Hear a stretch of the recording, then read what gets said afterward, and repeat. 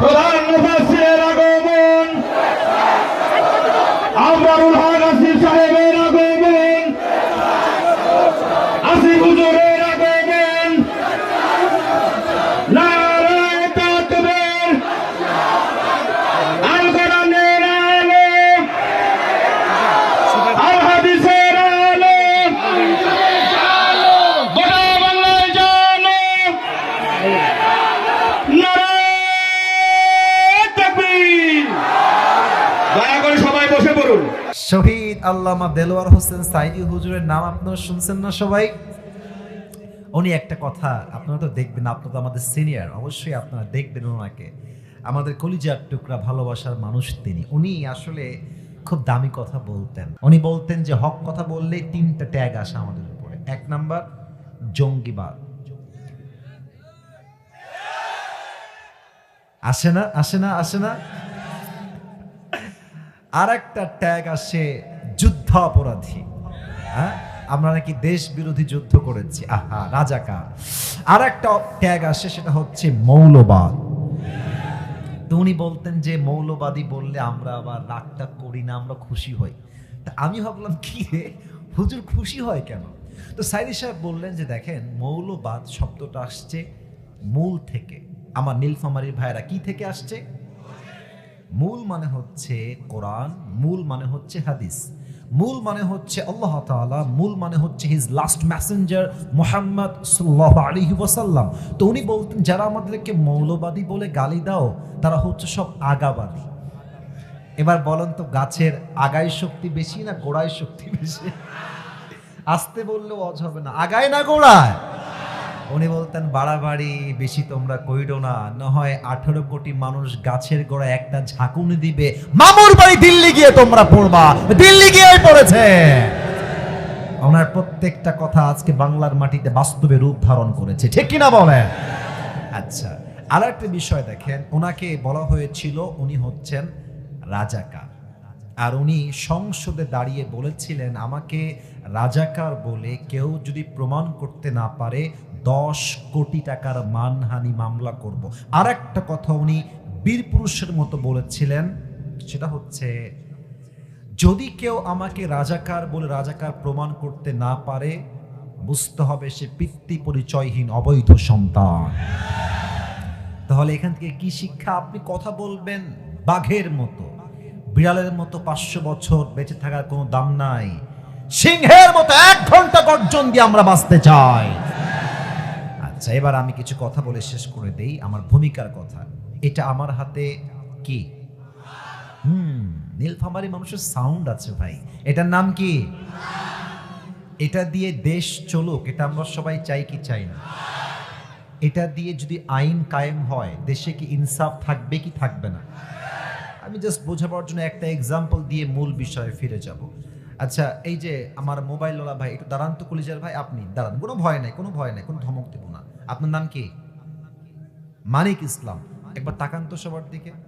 না, ওকে ধমক দিব না, আমি এমনি জাস্ট বোঝাবার সাথে দাঁড় করিয়েছি। মানিক ভাই দিকে তাকান। ওকে দেখা যায় না? মনে করেন যে মানিকের ডান পা আমি আজকে রেগে কেটে ফেললাম, খেপে। বসে পড়ো, বসে পড়ো। আচ্ছা, এখন তার পা কেটে ফেলেছি, কালকে আপনারা আমাকে ধরে, আসিফ হুজুরকে ধরে জেলখানায় দিলেন। দুপুরের পরে জজ আদালত আসলো, জেলা আদালতে গিয়ে আমার বিচার হলো কি যে মানিকের পা কাটার জন্য আসিফ হুজুরের 1 লাখ টাকা জরিমানা আর হচ্ছে 1 বছরের জেল। আচ্ছা, কোনো বিচার এটা কি সঠিক হলো কি না? ওজন, আমার কথা বোঝেন আগে বল। আচ্ছা ঠিক আছে, আবেগ কাজ করছে, বিবেক কাজ করে নাই। না সমস্যা নাই, এই জোশ লাগবে, কথা বলার সময় জোশের দরকার আছে। তো কোনো ওজন বা কোনো বিচার ঠিক আছে কিনা এটা বোঝার জন্য লাগে দাড়ি পাল্লা। কি পাল্লা? আচ্ছা, তো আমাকে দিয়েছেন 1 বছরের জেল আর 1 লাখ টাকা জরিমানা। তো বিচারটা সঠিক হলো কিনা দাড়ি পাল্লা নিয়ে আসে। ডান পাল্লায় দেন মানিকের ডান পা, আর বাম পাল্লায় দেন আসিফ হুজুরের 1 বছরের জেল আর 1 লাখ টাকা জরিমানা। এবার টান দেন তো, সমান সমান হবে? বলেন সবাই, সমান সমান হবে? আচ্ছা, আপনি 3 বছর জেল দেন আর 3 লাখ টাকা করেন, এবার টান দেন, সমান সমান হবে? সমান সমান কেমনে হবে? কোরআন কি বলছে দেখেন, নাকের বদলে নাক, চোখের বদলে চোখ, কানের বদলে কান, ঠোঁটের বদলে ঠোঁট, পায়ের বদলে পা, জানের বদলে জান। এবার কি করবেন? ওর পা আমি কেটে দিয়েছি, আপনি আমার পা কেটে দেন। এবার ওরটা ডান পা, ওর ডান পা ডান পাল্লায় দেন, আমার ডান পা বাম পাল্লায় দেন, ধরে টান দেন, দেখবেন দুইটা সমান সমান হয়ে গেছে। ওমান হাকামা বিহি আদালা, এই কোরআন দিয়ে যে আইন জারি করবে সেই তো দেশে ইনসাফ প্রতিষ্ঠা করতে পারবে, ঠিক কিনা বলে? এই কোরআন দিয়ে রাজ কায়েম হয়ে গেলে কি আইন হবে? আল্লাযীনা ইম্মাক্কান্নাহুম ফিল আরদি আকামুস সালাহ। When someone becomes the prime minister of a country, the first thing he does is make salah compulsory. যখনই ইসলামী রাষ্ট্রে কোনো প্রধানমন্ত্রীকে নির্বাচিত হবে, তার প্রথম কাজ হবে নামাজকে আল্লাহর জমিনে বাধ্যতামূলক কায়েম করা। যুবক ভাইরা আমার, অতএব কেউ যদি আগামীতে ইসলামের রাজ কায়েম বাদ দিয়ে, দ্বীনকে কায়েম করা বাদ দিয়ে, আল্লাহর জমিনে আল্লাহ কোন আইনকে বাদ দিয়ে কোন স্বৈরাচারকে আমার দেশের গদিতে বসাতে চায়, আমি আসিফ স্পষ্ট ভাষায় বলতে চাই, আগামীতে স্বৈরাচারকে দমানোর জন্য এই নীলফামারীর জমিন থেকে একটা শহীদ আবু সাঈদ নয়, একটা শহীদ মুগ্ধ নয়, হাজার হাজার যুবক বুকের তাজা রক্ত দেওয়ার জন্য মাথায় কাফনের কাপড় বেঁধে রাস্তায় জীবন দিতে নামবে। দুই হাত তুলে বলো সবাই এবার, ঠিক কিনা?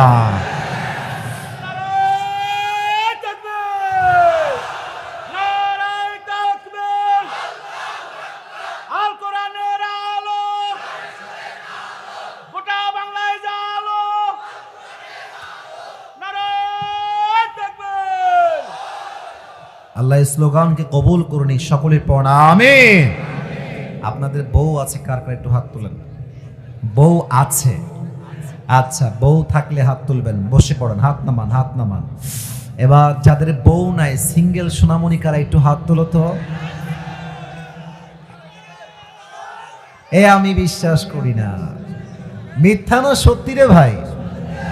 আপনাদের কারো বউ নাই? Serious serious serious?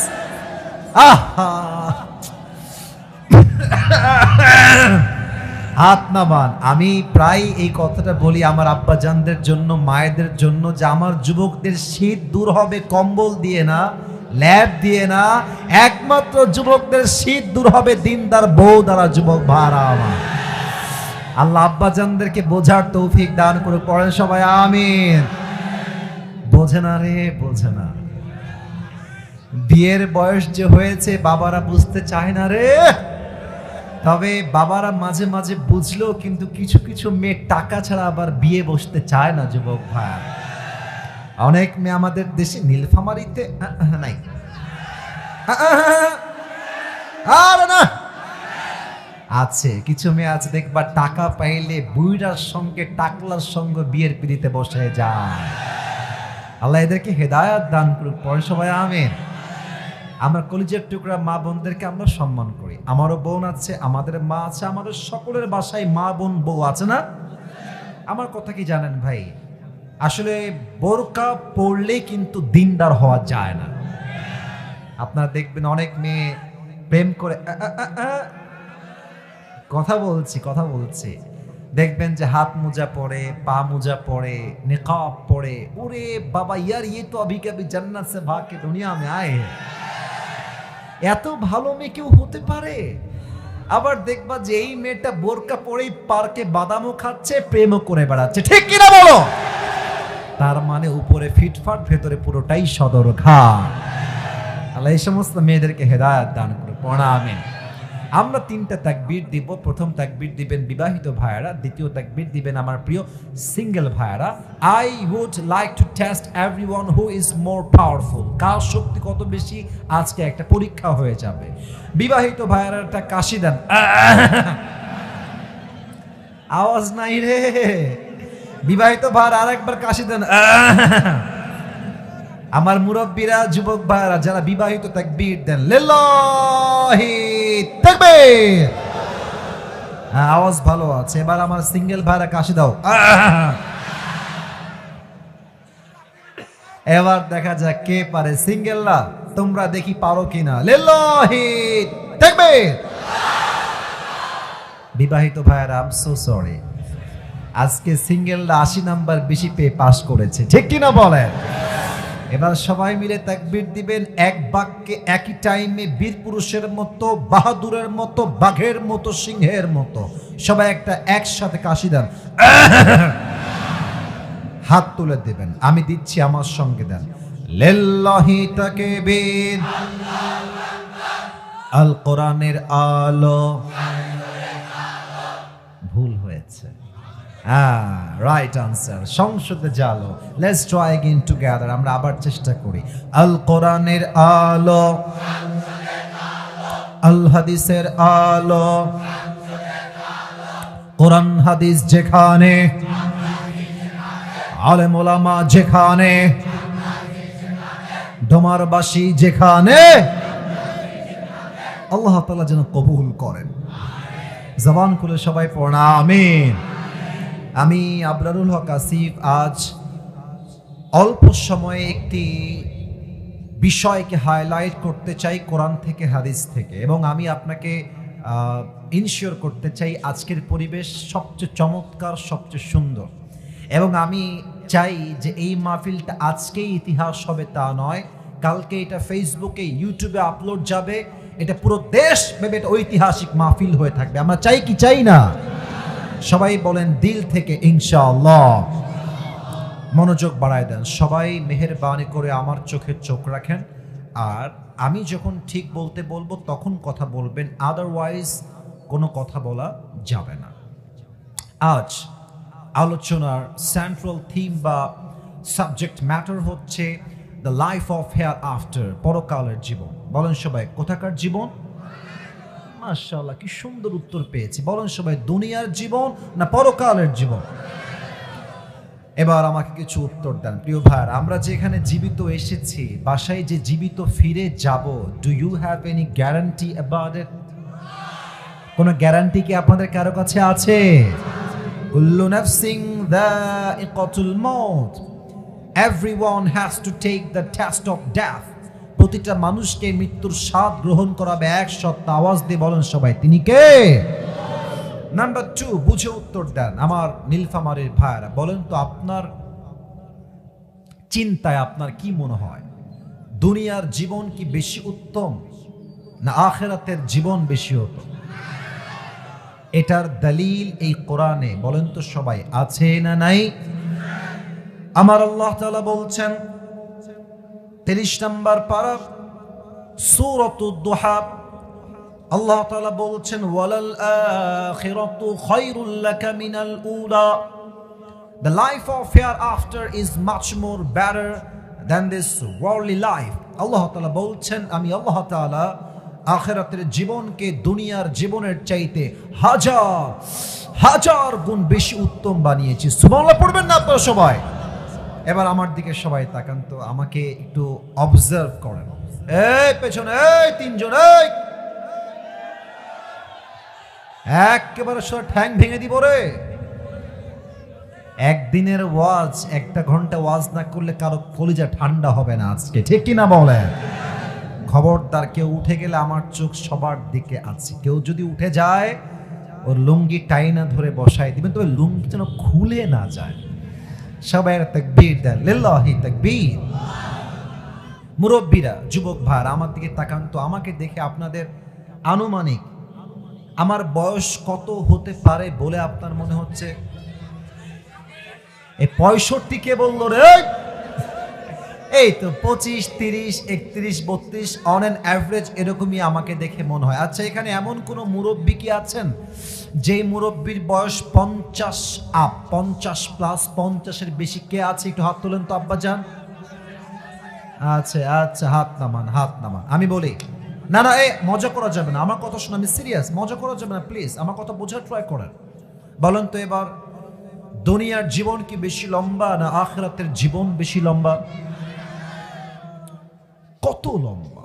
আপনি একটা আয়াত বলবো, জাস্ট একটা আইডিয়া দেওয়ার জন্য যে how much long time it is, কতটা লম্বা সময় হবে আখিরাতের জীবন।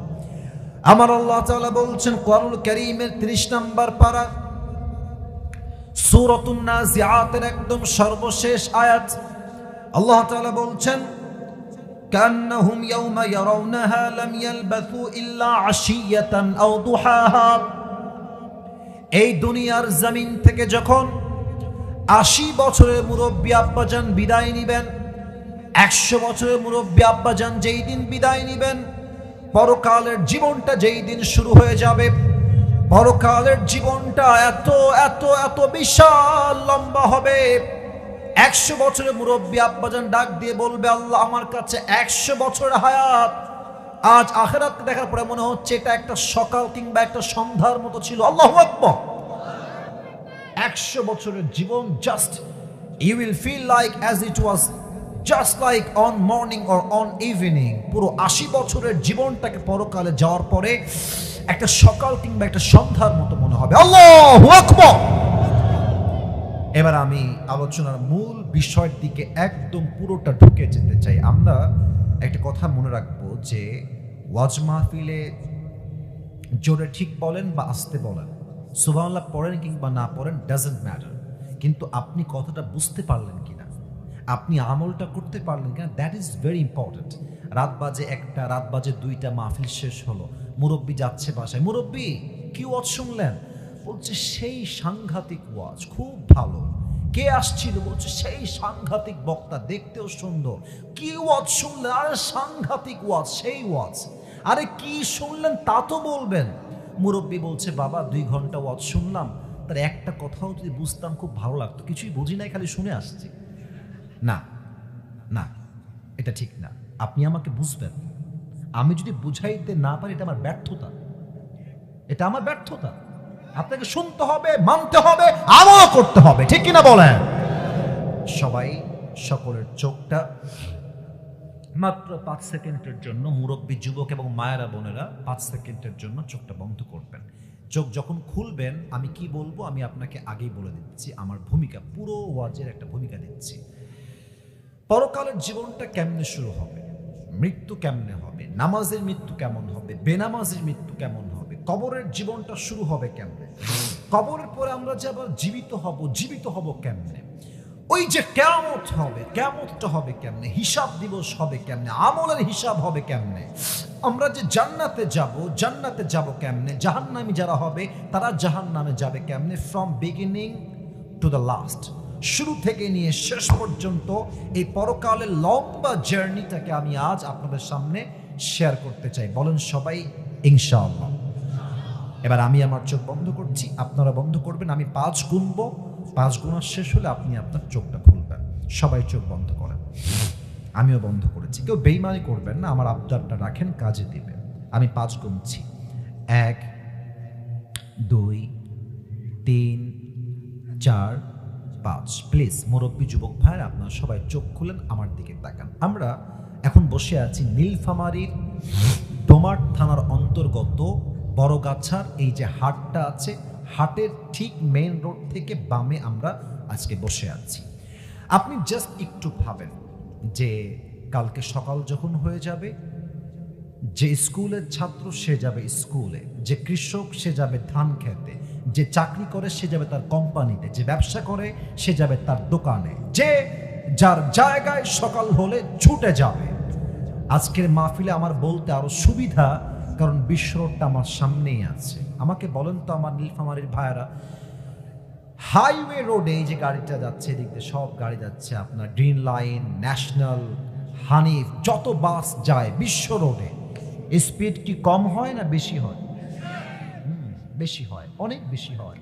180, 90, 110, 20। ইভেন দেখবেন যে বাসের সামনে যদি একটা কুকুর পড়ে যায়, কখনো ভুলে হঠাৎ করে পড়ে গেছে, দেখবেন একদম ভর্তা হয়ে যায়। কারণ কি? স্পিড অনেক বেশি। এবার আপনি আমাকে সময় দেন বোঝাবার জন্য। কাল সকালবেলা আপনি বের হয়েছেন, আপনি যাবেন নীলফামারীর মেইন শহরে। এটা হচ্ছে বিশ্ব রোড, এটা হচ্ছে আপনার বাসার রাস্তা, এটা গলি, এটা হচ্ছে বিশ্ব রোড। আপনি আছেন সিএনজিতে, অটোতে বা বাইকে। আপনি জাস্ট রিক্সা নিয়ে যাচ্ছেন বা বাইক নিয়ে যাচ্ছেন, আপনি জাস্ট উঠেই ডান দিকে যাবেন।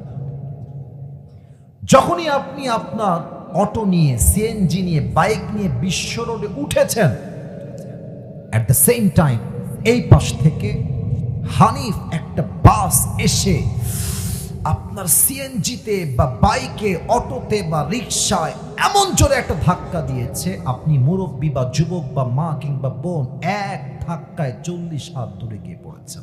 একটা ধাক্কা। এই কপালটা রাস্তার যে পিচ ঢালাও করা আছে, ঠাস করে একটা বাড়ি দিচ্ছে। এক বাড়িতে মাথাটা ফেটে ফিলকি দিয়ে গল গল গল গল করে রক্ত বের হচ্ছে। আর বড় গাছা সব দৌড় দিয়ে আসছে, বাঁচাও বাঁচাও, এক বিশাল দুর্ঘটনা হয়ে গেছে, বাঁচাও তাকে। সবাই মিলে সবাই আপনাকে ধরেছে, অ্যাম্বুলেন্স কল দিয়েছে, অ্যাম্বুলেন্স চলে আসছে, কোনো মতে আপনাকে ধরে অ্যাম্বুলেন্সে নিয়ে নীলফামারী বা রংপুরের সদর হসপিটালে পাঠিয়ে দিয়েছে। আপনি senseless. You don't have the strength to talk with anybody. কথা বলার মতো কোনো শক্তি আপনার কাছে নাই। 24 ঘন্টা পর আপনি চোখ খুলেছেন, কোথায় আসলেন? দেখছেন যে রুমে আপনি আছেন, রুমের ছাদ সাদা, দেওয়াল সাদা, যেই বিছানায় আপনি শুয়ে আছেন বিছানার রংটাও সাদা, বালিশটাও সাদা, ফ্যানটাও সাদা, everything is just looking like a white colour. সবই হচ্ছে সাদা রং। আপনার মাথায় চিন্তা আসছে, আমি আসলে ছিলাম কোথায়, আমি আসলাম কোথায়? হঠাৎ করে আপনার চোখটা ঝাপসাতে ক্লিয়ার হয়েছে, দেখতে পাচ্ছেন আপনি কোথায়। দেখছেন পায়ের বরাবর বিশাল লম্বা একটা গ্লাস ফিটিং করা দরজা, ওখানে লেখা আছে এই রুমটার নাম হচ্ছে ICU। কখন নিয়ে যাওয়া হয় আইসিইউতে? যখন মানুষটার বাঁচার কোনো আশঙ্কায় আর থাকে না, জীবনের শেষ মুহূর্ত। তখন মুরব্বী আব্বাজান, যুবক ছেলেটা, মেয়েটা, বোনটা একটা চিন্তা করবে, ইস, মুরব্বী ভাববে সারাটা জীবন কি করলাম, কার জন্য সুদ খেলাম, কার জন্য হারাম খেলাম, কোন বইয়ের জন্য হারাম চাকরি করলাম, ইস যদি আমি সুদ না খেতাম, ইস আমি যদি ঘুষ না খেতাম। প্রত্যেকটা যুবক সেই দিন আইসিইউর বেডে একটা কথা ভাববে যে আল্লাহ, ইস আমি পর্নোগ্রাফি কেন দেখলাম, আমি হারাম গান কেন এই কান দিয়ে শুনলাম, আমি হারাম প্রেম কেন করলাম। প্রত্যেকটা মেয়ে ভাববে, ইস আমি বোরকা কেন পড়লাম না, পর্দা কেন করলাম না, মুখটা আমি কেন ঢাকলাম না, আমি নবীর সুন্নাহের আদর্শবান কেন হলাম না। আফসোস শুরু হয়ে যাবে। হঠাৎ দেখবেন আপনার রুমের জানালার থেকে একজন যুবক আকাশ থেকে জমিনে নেমে আসছে। এবার বলেন তো, যে আকাশ থেকে নেমে আসে সে কি মানুষ হয় না ফেরেশতা হয়? এবার তো উত্তরটা জোরে চাই, মানুষ হয় না ফেরেশতা হয়? ইসমুহু মালাকুল মউত, তার নাম হচ্ছে মালাকুল মউত। এখানে এসে আমাদের মাঝে আমরা দুইটা গ্রুপ হয়ে যাব। Number 1, the death of people those who perform the salah, and number 2 is the death of people those who do not perform the salah. এক হচ্ছে নামাজি বান্দার মরণ, আর এক হচ্ছে বেনামাজি বান্দার মরণ। নীলফামারীর ভাইরা কলিজা আঘাত করবে প্রত্যেকটা হাদিস আপনার, প্লিজ মনোযোগটা বাড়ায় দেন। নামাজি বান্দার সামনে যখন মালাকুল মউত আসবে, তার দেহের জামার রং হবে সাদা, সাদা একটা লম্বা জুব্বা পরে মালাকুল মউত নামাজি বান্দার সামনে দাঁড়াবে, মুখে থাকবে লম্বা লম্বা চাপ দাড়ি। নামাজি বান্দাকে মালাকুল মউত ডাক দিয়ে বলবে, ইয়া আইয়াতুহান নাফসুল মুতমাইন্না উখরুজি ইলা মাগফিরাতিল্লাহি ওয়া রিজওয়ানিহি, এই প্রশান্ত আত্মা বের হয়ে আসো, আল্লাহর জান্নাত তোমার জন্য অপেক্ষায় আছে। সুবহানাল্লাহ পড়বেন না আপনারা? আচ্ছা আমার হাতের দিকে তাকান, এটা আমার হাতে কি দেখা যায়, এটার নাম কি? আওয়াজ কমে গেল, এটার নাম কি? আচ্ছা বলেন তো, এটা কি গোল না চারকোনা? চারকোনা।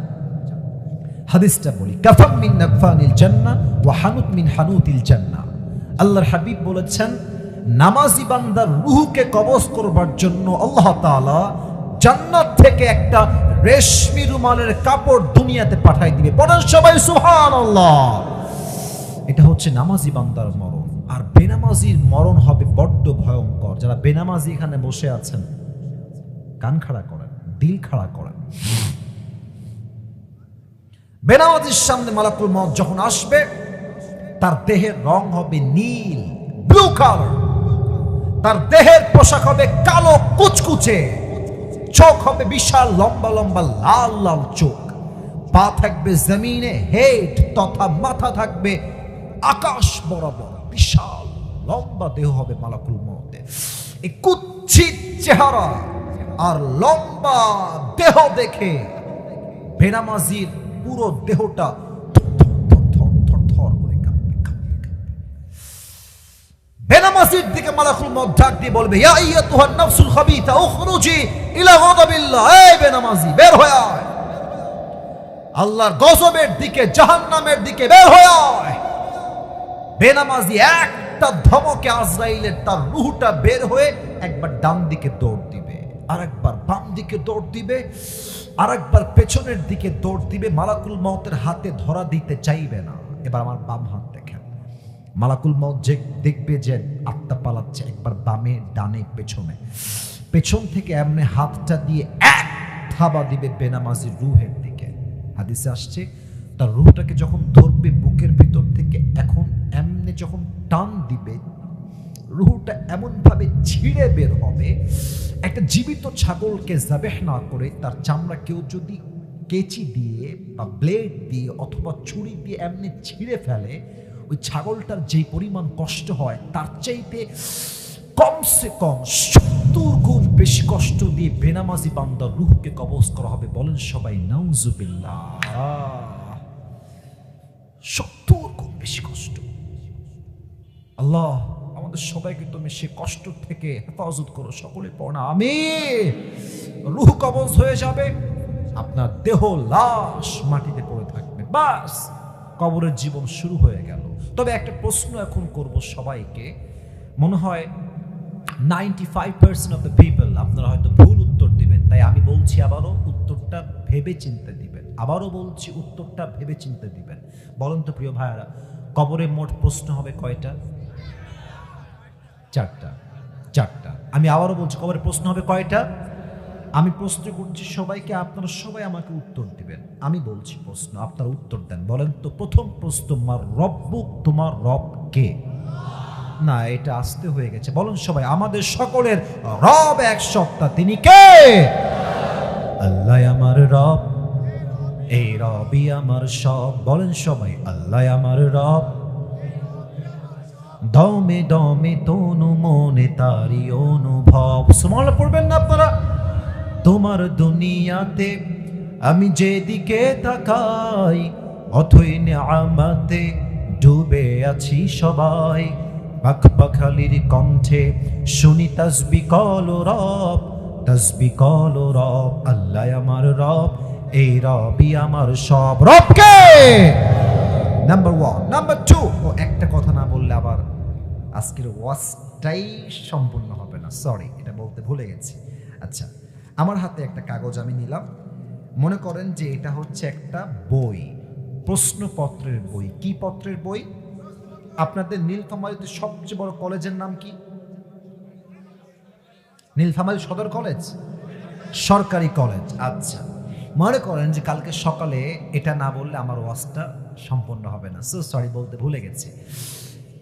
কালকে আমার সরকারি কলেজে এক্সাম আছে, আপনার নীলফামারী সরকারি কলেজে। আমি একটা প্রশ্নপত্র নিলাম, বইয়ের প্রশ্ন আছে, বাংলাদেশের রাজধানীর নাম কি? আমি ব্রেন দিয়ে মুখস্থ করলাম, নাম হচ্ছে ঢাকা। আবার প্রশ্ন আসছে, বাংলাদেশের সবচেয়ে বড় সামুদ্রিক এলাকার নাম কি? সবচেয়ে বড় সমুদ্র সৈকত কোথায়? উত্তর লেখা আছে কক্সবাজার। ব্রেন দিয়ে মুখস্থ করলাম। আই রিপিট, আমি আবারও বলছি, ব্রেন দিয়ে মুখস্থ করলাম। এখন কেউ যদি ভাবে যে আমি ব্রেন দিয়ে মুখস্থ করলাম তার মানে আমার সবসময় মনে থাকবে, ব্যাপারটা এরকম নয়। কালকে পরীক্ষার হলে গেলেন, প্রশ্নপত্র আসলো, দেখলেন যে লেখা আছে ক, বাংলাদেশের রাজধানীর নাম কি? ব্রেন দিয়ে মুখস্থ আছে, লিখে দিলেন কি? ঢাকা। কবরের প্রশ্ন যদি কেউ ভাবে যে আমি মুখস্থ করে যাব আর উত্তর দিয়ে দিব, ব্যাপারটা মোটেও এরকম নয়। কবরের প্রশ্ন ব্রেন দিয়ে নয়। যেই বান্দা ঈমান আনবে, আমল করবে এবং মানবে, সে তার ঈমান দ্বারাই প্রত্যেকটা প্রশ্ন জবাব দিবে, ঠিক কিনা বলে? 2 নম্বর প্রশ্ন হবে, ওয়ামান নাবিয়্যু আতারিফু হাযা রাজুল, do you know this person, who is he? তুমি কি তাকে চেনো? সেই ব্যক্তিকে? সবাই কিন্তু জবাব দিতে পারবে না। আমার মুখের দিকে তাকান তো সবাই। এটা আমার মুখে লম্বা লম্বা কি না? উত্তর আসতে বলেন সবাই, এটার নাম কি? আচ্ছা, নীলফামারীর ভাইয়ের একটা কথা জিজ্ঞেস করি, আমাকে দাড়ি রেখে আনস্মার্ট লাগতেছে না? আসতে কেন আনস্মার্ট লাগতেছে? খ্যাত লাগতেছে না? আমি তো মনে করি, আচ্ছা দেখবেন কিছু কিছু মেয়ে আছে মানে চাপ দাড়ি দেখলে এদের গায়ে একটু চুলকানি শুরু হয়ে যায়। দেখবেন যে অনেক মেয়ে আছে দিনদার ছেলে পছন্দ করতে চায় না, গাঞ্জাখোরকে এরা বিয়ে করে যুবক ভাই। আবার তুমি বলবা যে আমি তো দাড়ি রেখেছি, 5 ওয়াক্ত নামাজ পড়ি, আপনি কি আমাকে বিয়ে করবেন? বলছেন না, আমি আপনাকে বিয়ে করবো না। কারণ কি? আপনার মুখে দাঁড়িয়ে আছে। আরে তুমি বাঘের ছেলে, বাঘের বাচ্চা, তুমি মুসলমানের সন্তান, তুমি বলবা একটা কথা, যেই মেয়ে আমাকে দাড়ির জন্য বিয়ে করতে চায় না সে আমার বউ হওয়ার যোগ্যতাই রাখে না নীলফামারীর ভাড়া। আর যেই মেয়ে আমাকে দাড়ির জন্য বিয়ে করতে চায় সেই তো আমার বউ হওয়ার যোগ্যতা রাখে, ঠিক কিনা বলেন? এবার বলেন তো, আমার নবীর মুখে লম্বা লম্বা দাড়ি ছিল কি ছিল না? আমার নবীর মতো সুন্দর এই তল্লাটে দ্বিতীয় আর কেউ কি হতে পারে? যাদের চেয়ে সুন্দর তুমি, নবী আমার কামলিওয়ালা, দো জাহানের বাদশাহ তুমি, প্যারা নবী সাল্লে আলা, দো জাহানের বাদশাহ তুমি, প্যারা নবী সাল্লে আলা, যাদের চেয়ে সুন্দর তুমি, নবী আমার কামলিওয়ালা। সুবহানাল্লাহ পড়বেন না আপনারা সবাই? 2 নাম্বার প্রশ্ন শেষ। 3 নাম্বার, ওয়ামা দীনুক, তোমার ধর্মের নাম কি? বলেন সব, আমাদের ধর্মের নাম কি? আমাকে একটু বাঘের মতো বলেন তো, আমরা সবাই হিন্দু না মুসলমান? বৌদ্ধ না মুসলমান? খ্রিস্টান না মুসলমান? মুসলমান বলে আজকে ভারতরা ভাবে যে আরে এরা তো ভদ্র ঘরের ছেলে, এরা আমাদের কিছুই ছিঁড়তে পারবে না। একটু বাজে ভাষায় বললাম, রাগ করবেন না। আমরা কি ছিঁড়তে পারি না পারি? জিহাদ করলেই বুঝবা কার গায়ের জোর কত, কার ইমানের জোর কত। আল্লাহর হাবিব বলেছেন হিন্দুস্তানের সঙ্গে মুসলমানদের একটা যুদ্ধ হবে আগামীতে। যেই যুদ্ধে মুসলমানরা যদি অংশগ্রহণ করতে পারে, যে মুসলমান তাজা রক্ত দিয়ে শহীদ হবে, সে আল্লাহর জান্নাতে প্রবেশ করবে, ঠিক কিনা বলেন সবাই? অতএব ভারতের রক্তচোষা মুসলমানদেরকে হত্যাকারী পিশাচ নরেন্দ্র মোদীকে বলতে চাই, যদি জিহাদ করতে চান আসেন, মাঠে নামেন। একটা ইমানদার যুবক 1000 কাফের চেয়ে শক্তিশালী হবে যুবক ভাইরা, ঠিক কিনা বলেন? আমাদের ধর্মের নাম আমাদের ধর্মের নাম ইসলাম, তাই আমরা মারামারি পছন্দ করি না। না হয় ভারতকে তাদের 7 সিস্টার্স উড়াইতে আমাদের চুল পরিমাণ সময় লাগবে না, ঠিক কিনা বলে? আমাদের ধর্মের নাম হচ্ছে ইসলাম। 3টা উত্তর যখন শেষ হয়ে যাবে, ফেরেশতা বলবে আজীব কথা, একটাও আটকায় না, প্রথমটাও আটকায় না, দ্বিতীয়টাও আটকায় না, থার্ডটাও আটকায় না। Hey man, how do you know that your Lord is Allah subhanahu wa ta'ala? How do you know that your prophet is last messenger? How do you know that your religion is Islam? তুমি জানো কেমনে এতগুলো উত্তর? Man, ওয়ামা ইলমুক, তোমার জ্ঞানের উৎস কোথায়? আমি দেখাইছি, বলো সবাই কোথায়? যখন বলে ফেলবেন আমার জ্ঞানের উৎস কোরআন, আল্লাহ বলবে এই ফেরেশতা স্টপ, আর না, থামো। এই মুহূর্তে আমার বান্দার কবরটাকে তোমরা জান্নাতের বাগান বানায় দাও। তোমরা আমার বান্দার কবরটাকে 70 গজ লম্বা করে দাও। তোমরা আমার বান্দার কবরটাকে জান্নাতের সুঘ্রাণ দ্বারা সুঘ্রাণ করে দাও। পড়েন সবাই সুবহানাল্লাহ। এবার সবাই 2 হাত তোলেন, সবাই এভরিওয়ান, সবাই 2 হাত তোলেন। আমি কিছু প্রশ্ন করতে চাই, উত্তর দেন। আমরা আজকে ওয়াজ শুরু করেছি 11টার সময়, 12টা বেজে গেছে আমি দেখতে পাচ্ছি। আমি চাই 1 ঘন্টা নয়, আরো বেশি, 12টার পরেও আজকে ওয়াজ হবে। আপনারা সবাই থাকবেন তো ইনশাআল্লাহ? আমাকে সবাই ওয়াদা দেন, বলেন সবাই হুজুর। জোরে বলেন সবাই হুজুর। আমরা নীলফামারীর সন্তান, আপনাকে জোরে বলেন ওয়াদা দিলাম, আজ দোয়া না করে আমরা কেউ বাসায় এমনি বলবেন যাব না। বলেন সবাই হাত তুলে ইনশাআল্লাহ। এবার আমি পরকালের মূল জীবনটাকে হাইলাইট করব, তবে একটা তাকবীর দিতে চাই বাঘের মতো, লিল্লাহি তাকবীর। পরকালের জীবনটা হচ্ছে মোট 3 ভাগে বিভক্ত। বলেন সবাই কয়টা ভাগ? 3টা। 1 number, if you believe in life of hereafter, then you must have to believe in on the day of resurrection. যেই দিন আপনার মরণ হয়ে যাবে, ওই দিনটাই শেষ দিন নয়। কবরে যাওয়ার পরে আপনাকে আবার জীবিত করবে। এক সপ্তাহ আওয়াজ দিয়ে বলেন সবাই, তিনি কে? পুনরুত্থান দিবসে বিশ্বাস। ডানে পিচ্ছিরা একদম বসো, ওখানে বসো। মুরব্বী একজন যাচ্ছে, মুরব্বী যাক, মুরব্বীর উপর কোনো জোর নাই, চাপ নাই, তোমরা কেউ উঠবা না। এদিকে তাকান সবাই। 1 হচ্ছে পুনরুত্থান দিবসে বিশ্বাস, 2 হচ্ছে হিসাব দিবসে বিশ্বাস। বলেন তো সবাই, জান্নাতে যাওয়ার জন্য 100 আমলে কত আমলের দরকার? 51। মাশাআল্লাহ। আবার বলেন তো 100 লাগবে কত? 51। আল্লাহ বলবে, এই অমুক বান্দার আমলনামা ওজন দাও।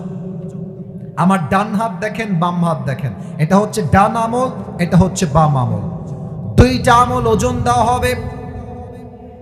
ডান আমলটা যদি বাম আমলের চাইতে একটু চুল পরিমাণ ভারী হয়ে যায়, আল্লাহ বলবেন ফাহুয়া ফি ঈশাতির রাদিয়া। যেহেতু আমার বান্দার আমলনামা হালকা পরিমাণ ভারী হয়ে গেছে, আমি আল্লাহ বান্দার জন্য জান্নাতকে ঘোষণা করে দিলাম। বলেন সবাই সুবহানাল্লাহ।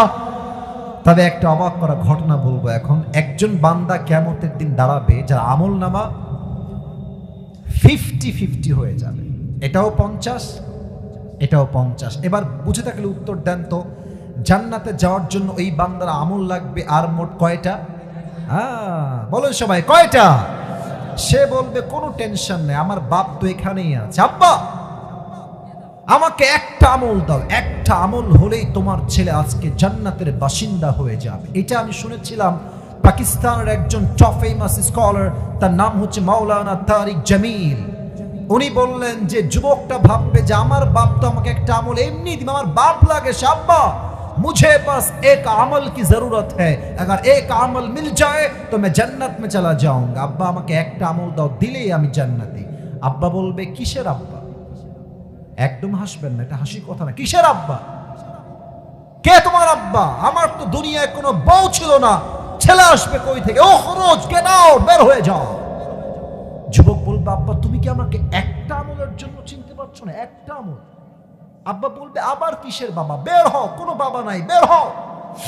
যুবকটা লজ্জায় মাথা নত হয়ে যাবেন, মায়ের কাছে আসবে, মা তোমার ছেলে আজ একটা আমল পেলেই জান্নাতি। মা মুঝে বাস এক আমল কি জরুরত है, एक আমল दे दो मैं आज जन्नती हो जाऊंगा। মা বলবে কে ছেলে, কে মা? আমার তো স্বামী ছিল না, বের হও, কোনো আমল নাই, বের হয়ে যাও। এবার যুবকটা বউয়ের কাছে আসবে, ডাক দিয়ে বলবে বউ আমার, তুমি আমার কলিজার টুকরা বউ ছিলা, তোমাকে খুশি করার জন্য, সন্তানকে খুশি করার জন্য আমি কত কাজ না করেছি। আজ আমার একটা আমল লাগবে, একটা আমল হলেই তোমার স্বামী জান্নাতি, প্লিজ মুঝে এক আমল দে দো, বাস এক আমল কি জরুরত है মুঝে। বউ বলবে কিসের স্বামী, বের হ, আমার তো দুনিয়ায় বিয়ে হয়নি, স্বামী আসবে কই থেকে, বের হয়ে যাও। রে যুবকটা হতাশ হয়ে চুপচাপ বসে যাবে। আর একজন ভাই আসবে, সে বলবে এই ভাই কি সমস্যা তোমার, হতাশ কেন তুমি, কি দরকার আমাকে বলো। বলবে আরে তোমার মাথা ঠিক আছে, বাপ দেয় না, মা দেয় না, বউ দেয় না, তুমি বের হও এখান থেকে, তুমি আমাকে হেল্প করতে পারবো না। ভাই আরে ভাই বলবেন তো কি লাগবে। তো অনেক কাকুতির পরে সে বলবে ভাই मेरी जो अमल है वो 50-50 हो गई है, अगर मैं जन्नत में जाना चाहूँ तो मुझे बस एक अमल की जरूरत है, एक मिल जाए बस मैं जन्नती हो जाऊंगा। একটা আমল লাগবে আপনার? বলছে হ্যাঁ। বলছে ওই একটা আমল আজকে আমি আপনাকে দান করব। জোরে সোরে বললেন না সবাই সুবহানাল্লাহ। আরে ভাই আপনি কি মাথা ঠিক আছে? বাপ দেয় না, মা দেয় না, আপনি কে? আরে ভাই আপনি নিবেন কিনা তাই কম। আরে দেন দেন, আমার তো লাগবে, দেন দেন। একটা আমল নিয়ে সোজা রবের কাছে দৌড় দেবে, আল্লাহ এই দাও একটা আমল নিয়ে আসছি, আমাকে জান্নাত দাও। আল্লাহ বলবে এই তোকে একটা আমল কে দিল রে আজকে? तेरी माँ ने नहीं दिया, बाप ने नहीं दिया, भाई ने नहीं दिया, बीवी ने नहीं दिया, बेटे ने भी नहीं दिया, तुझे आज एक अमल किसने दे दिया? के दिए एक अमल? बोलबे अल्लाह हादा अखी, ए আমার ভাই, जिसने मुझे आज एक अमल दिया है, আমার এই ভাইটা আমাকে আজকে একটা আমল দিয়েছে। তো তারিক জামিল বললেন যে যুবকটার এই কথার পরে আল্লাহ বলবে, এই বান্দা, तेरा दिमाग तो ठीक है, बाप ने नहीं दिया, माँ ने नहीं दिया, भाई ने नहीं दिया, तू कौन होता है एक अमल देने वाला? क्या बात है, কেন দিলি তুই একটা আমল? ওই বান্দা ডাক দিয়ে বলবে, আল্লাহ, আমি হলাম এমন একজন হতভাগ্য বান্দা, আমার আমল নামায় আছেই মাত্র একটা আমল। আছেই কয়টা? अगर ये है तो भी मैं जहन्नम में जाऊंगा, अगर नहीं है फिर भी मैं जहन्नम में जाऊंगा। तो मैंने सोचा कि अगर मेरी एक अमल के जरिए से मेरी कोई भाई जन्नत में चला जाए तो इसमें कौन सी बुरी बात है? আমি একটা আমল দিলে যদি আমার ভাই জান্নাতি হয় তো আমার দোষ কোথায় দিতে? আমি মেহেরবানি করে দয়া করে একটা আমল আমার ভাইকে দান করে দিয়েছি। আল্লাহ বলবে, তুমি কি আমার চাইতে বেশি দয়াময় হতে চাও? নো, আনার রহমান, আনার রহিম, I am the most merciful, I am the most gracious, I am the most kindful Lord. मुझसे बड़ा मेहरबान कोई नहीं हो सकता। आज तुझे एक अमल मिल गई है, तू जन्नत में चले जा, लेकिन तू अकेले जन्नत में मत जाना।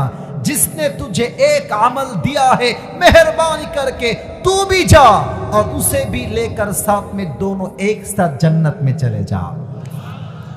আল্লাহ বলবে, যেহেতু আমার বান্দা মায়া করে একটা আমল তোকে দান করেছে, তুই একা জান্নাতে যাস না, তুইও যা, যে তোকে একটা আমল দান করেছে তাকে নিয়ে দুইজন একসঙ্গে জান্নাতে প্রবেশ কর। পড়েন সবাই সুবহানাল্লাহ।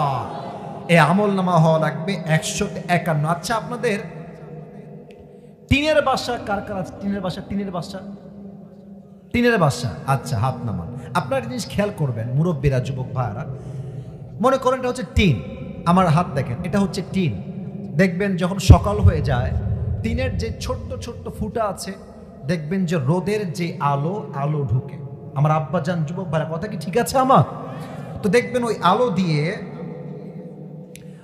আলো দিয়ে কিছু ধুলা বের হয়, ধূলিকণা বের হয়। তো আপনি যখন ভাববেন যে আমি আজকে ধরেই ছাড়বো, ধরেছেন, সব ধুলা নাই, ধরা যায় না, হাত দিবেন গায়েব হয়ে যায়। এটার নাম হচ্ছে যাররা। ফামান ইয়ামাল মিসকালা যাররাতিন খায়রান ইয়ারাহ ওয়া মান ইয়ামাল মিসকালা যাররাতিন শাররান ইয়ারাহ। ছোট্ট ছোট্ট নেক আমল, ছোট্ট ছোট্ট বদ আমল, প্রত্যেকটার ওজন দিবে একজন। আওয়াজ দিয়ে বলেন সবাই, তিনি কে? তবে আল্লাহর হাবিব বলেছেন, আউয়ালু মা ইউহাসাবু বিহিল আবদু ইয়াউমাল কিয়ামাতি আস-সালাত। কিয়ামতের দিবসে প্রথম হিসাব নামাজের নিবে একজন। আওয়াজ দিয়ে বলেন সবাই, তিনি কে? মিজানুর রহমান আজহারী হুজুরের নাম শুনেছেন না? আপনাদের নীলফামারীতে তো আসছিল উনি, তো আশা করছি এবারও তিনি নীলফামারীতে আসবেন। যদি নীলফামারীতে নাও আসেন, রংপুরে আসবেন। এবং আমাদের বিশ্বাস, নীলফামারীর প্রত্যেকটা যুবক রংপুরে হুজুরের মাহফিল ছুটে যাবে, যুবক ভাড়া, ঠিক আছে কিনা বলো? তো আপনারা সবাই জানেন যে আজহারী সাহেব এবছর ফিরে এসেছেন, আজকে এসেছেন। কাল থেকে তার মাহফিল শুরু হবে কক্সবাজার পেকুয়ার থেকে। আসলে আজহারী সাহেবের নাম নিয়েছি মূলত অন্য কোনো বিষয় না, আমি এই আখিরাতকেই হাইলাইট করতে চাই, তাই নামটা নিয়েছি। একটা বিষয় এখানে জড়িত আছে। যুবক যারা এসেছেন, আপনারা সবাই জানেন যে মিজানুর রহমান আজহারী হুজুর একজন নানা ছিলেন, তার নাম হচ্ছে গোলাম সরওয়ার সাইদি হুজুর। নাম শুনছেন না আপনারা অনেকে? গোলাম সরওয়ার সাইদি হুজুর, উনি প্রায় জুমার খুতবা দিতেন। তো উনি জুমার খুতবা একটা কথা প্রায় বলতেন, আমি এটা কোট করছি আজকে নীলফামারীর মাটিতে। উনি প্রায় বলতেন যে নামাজ নাই যার, ঈমান নাই তার। নামাজ নাই যার, মুসলমান হিসেবে পরিচয় দেওয়ার অধিকার তার নাই নীলফামারীর ভাড়া, ঠিক কিনা বলে? বলেন তো আপনার সবাই, ইসলামের দ্বিতীয় খলিফা তার নাম কি ছিল? আরে ভয় কেন, বলেন সবাই, নাম কি ছিল? ওমরে ফারুক। এই আমি একটা কথা বলি আপনাদের সবাইকে, রাত 12টা বেজে পার। আমি আগেও বলেছি, লম্বা ওয়াজের পক্ষের লোক আমি নই। আমার ফর্ম দেওয়া আছে 1 ঘন্টার বেশি আমি ওয়াচ করব না, জেনেই তারা আমাকে নিয়ে আসছে। তবে আসলে ভাইজান সব জায়গায় কিন্তু ফর্মালিটি দিয়ে চলে না, নিয়ম দিয়ে হয় না, মাঝে মাঝে কিন্তু ভালোবাসা দিয়েও হিসাব করে ওয়াচ করতে হয়, ঠিক আছে না? তো আমি চাইলে ওয়াচটা এখনই শেষ করতে পারি, সে অধিকার আমার আছে। অলরেডি আমাকে স্লিপ দিয়েছে হুজুর, কালেকশন করে দেন। তবে আমার কথা একটা, আমি ওয়াচ শুরু করেছি, টাইম যাই লাগুক, ওয়াচ শেষ না হলে আমিও শেষ করবো না, আপনারা কেউ উঠে যাবেন না, ঠিক কিনা বলেন? কেউ যদি উঠে যায় নিজ দায়িত্বে বসাই দিন। প্রিয় ভাইয়ারা, ওমরে ফারুকের কাছে একজন যুবক আসছে, তার নাম হচ্ছে আবু লুলু আল মাজুসি। এসে বলছে, ওমর আমার একটা অভিযোগ আছে। কি অভিযোগ বলো? বলছে, আমার যে মালিক আছে তার নাম হচ্ছে এমন একজন ব্যক্তি, মেবি নামটা আমার মনে নেই, তবে এমন একজন ব্যক্তি যিনি আমার কাছে প্রত্যেক দিন 6 দিরহাম চার্জ করে। গোলাম আমি এত টাকা দিতে পারবো না, তুমি একটু কথাবার্তা বলে 2 দিরহাম করে দাও। ওমরে ফারুক বলছে, ঠিক আছে, কোনো সমস্যা নাই, বাট আপনি কি কাজ করেন, আপনার জব কি, চাকরি কি?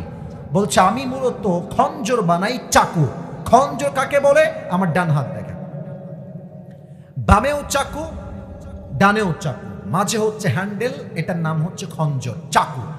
তো আরব সর্দারদের, আমার ডান পেট, এই যে পেটের ডান দিক দেখেন, প্রত্যেক আরব নেতার পেটের ডান দিকে একটা খাপ থাকতো ছুরি রাখার জন্য। বলছে, তাই নাকি? তুমি ছুরি বানাও? তোমার তো অনেক টাকার ব্যবসা, তোমার তো 6 দিরহাম নয়, তোমার তো 10 দিরহাম চার্জ হওয়ার কথা।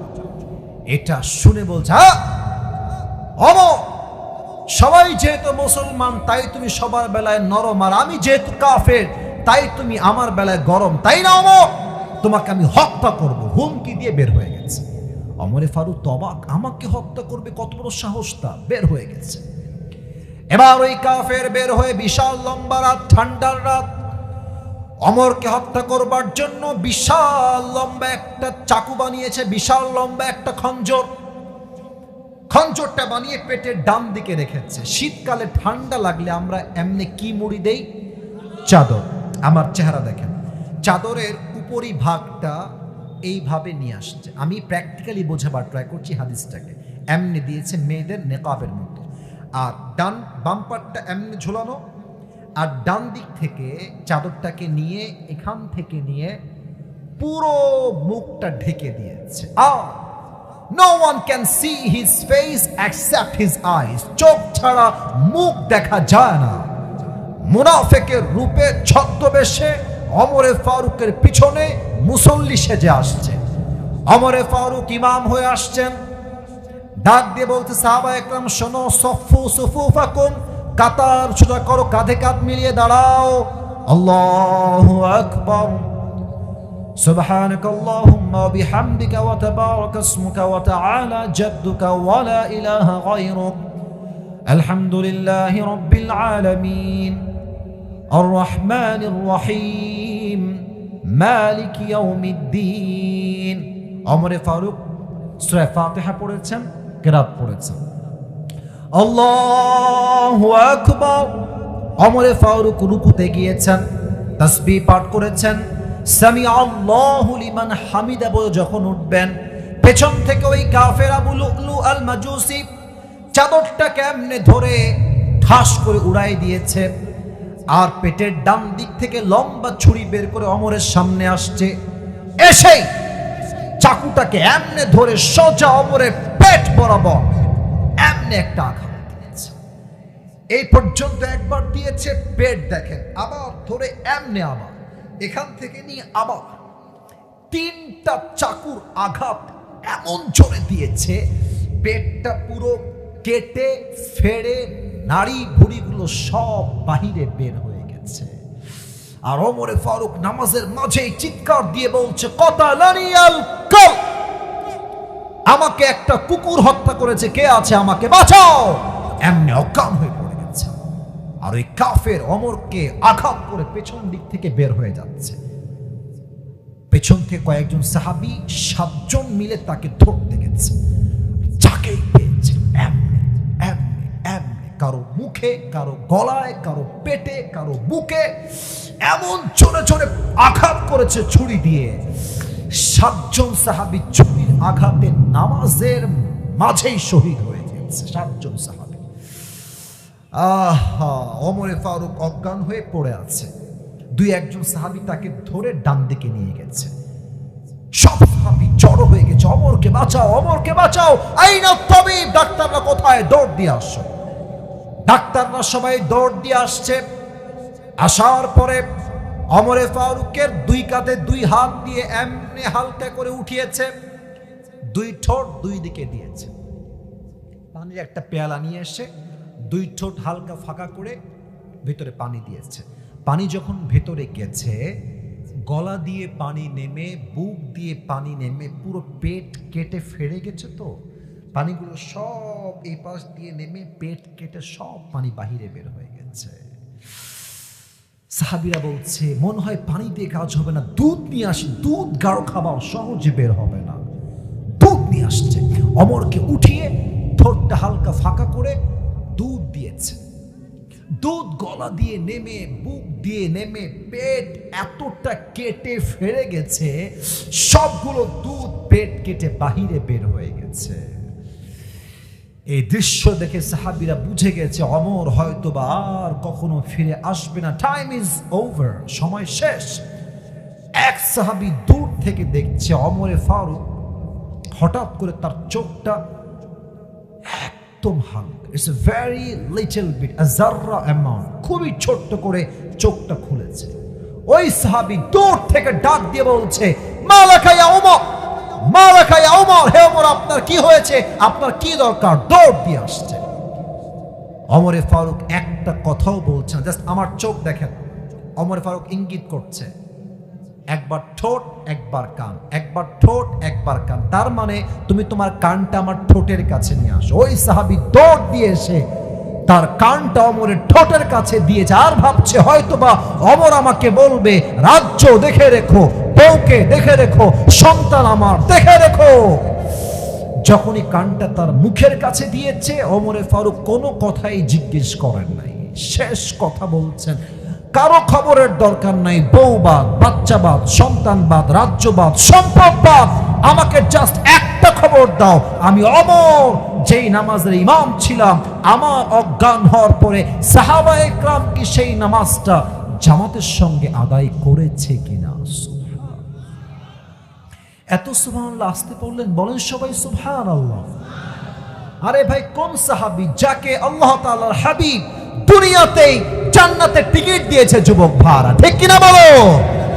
সেই সাহাবী মৃত্যুর আগ মুহূর্তে নামাজকে ভুলে নেয়। আমার লজ্জা লাগে বলতে, আজান হচ্ছে মসজিদে, যুবকরা মোড়ে মোড়ে দাঁড়িয়ে কেউ টিকটক বানাচ্ছে, কেউ পাবজি ফ্রি ফায়ার খেলছে, আর আজানের সময় চায়ের দোকানে হিন্দি গান বাজতেছে, মুরব্বীরা পায়ের উপরে পা তুলে বিড়ি টানছে আর মুভি দেখছে যুবক ভাড়া, ঠিক কিনা বলো? কোন মুসলমান ঘরের সন্তান আমরা? কিসের মুসলমান আমরা? নামাজ নাই যার, ঈমান নাই তার, নামাজ নাই যার, মুসলমান হওয়ার যোগ্যতা নাই তার, যুবক ভাড়া, ঠিক কিনা বলেন সবাই আপনারা?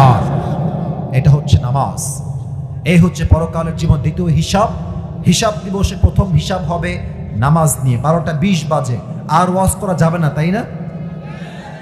আর মাত্র 3 মিনিট সময় দেওয়া যাবে না ইনশাআল্লাহ। আচ্ছা, সবাই একটু হাত তুলেন তো, প্রিয় ভাইরা একটু হাত তুলেন তো। এই মাহফিলটা আগামীতে হোক, এটা আমরা সবাই চাই কি চাই না? হ্যাঁ, এত আসতে কেন, বলেন সবাই চাই কি চাই না? শোনেন, কোনো কমিটি কিন্তু ছোট না। আজকে যারা আমাকে নিয়ে আসছে, তাদেরকে আপনারা সহযোগিতার হাত বাড়াই দিবেন, তারাই একদিন তাদের মাধ্যমে এই নীলফামারীতে মিজানুর রহমান আজহারিকে আনতে পারে, ঠিক কিনা বলেন সবাই? সবাই দুই হাতটা একটু পকেটে দেন সবাই প্লিজ। আর কেউ যদি উঠে যায়, আমার চোখ আছে কিন্তু সবার দিকে, পকেটে হাত দেন সবাই। ভলেন্টিয়ার্স যারা আছেন আপনারা যান, আমি লাস্ট পয়েন্টটা বলবো, এরই মাঝে আপনারা যাবেন এবং তার মাঝে দোয়া হয়ে যাবে, আদায়ও হয়ে যাবে, মাহফিলও শেষ হয়ে যাবে। বলেন সবাই দিল থেকে ইনশাআল্লাহ। তো 3টা ভাগ বলেছিলাম, এদিকে তাকান সবাই। এক হচ্ছে পুনরুত্থান দিবসে বিশ্বাস, আবার জীবিত হওয়া লাগবে। 2 নাম্বার, জীবিত হওয়ার পর আমাদের সবাইকে হিসাব নিবে একজন। আওয়াজ দিয়ে বলেন সবাই, তিনি কে? এই ভলেন্টিয়ার্সটা কারা? ওরা ভলেন্টিয়ার্স। এই ছেলেবেলা ডান দিকে, এই বসো, ওখানে বসো। ভলেন্টিয়ার্স কারা? ভলেন্টিয়ার্স ওই যে ওরা আছে, নেমে পড়ো, নেমে পড়ো ভাইরা, নেমে পড়ো। নেমে পড়ো। এটা শুরুতে করতে হয়। হ্যাঁ, আমি যখন এসেছিলাম তখন করতে হতো, সমস্যা নাই। সবাই একটা তাকবীর দেন, লিল্লাহি তাকবীর। 3 নাম্বার বিষয় হচ্ছে হিসাব দিবসের পরে আমাদের মাঝে 2টা দল হয়ে যাবে। এদিকে তাকান সবাই, এক হচ্ছে ডানপন্থী আর এক হচ্ছে বামপন্থী। সবাই আমাকে উত্তর দেন, এক হচ্ছে ডানপন্থী আর এক হচ্ছে বামপন্থী।